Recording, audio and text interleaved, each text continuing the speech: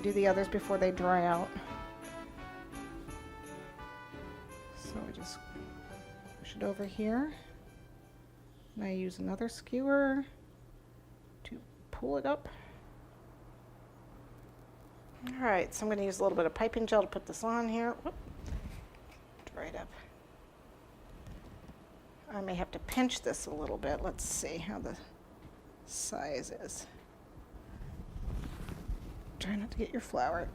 Okay, it's a little big. So we'll pull it and make it even a little ½ inch smaller.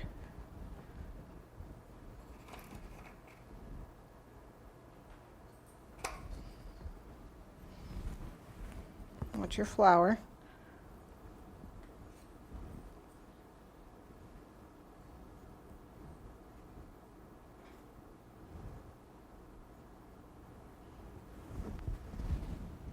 I need to look at that, so I look at it. Make sure I got my drape up the way I want it.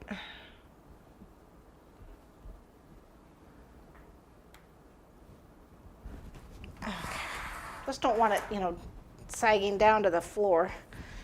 You want it up a little bit. Let me get the other two on. Since I pinched some off of that, most likely these will need to be pinched too. A little bit of piping gel.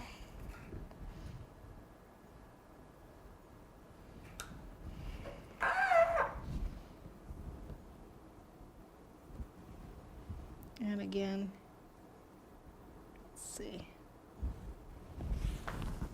Oh, we need to pinch even more off it.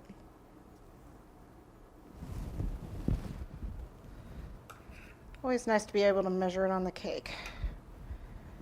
There we go. So these probably ended up being about 3 inches, I would guess.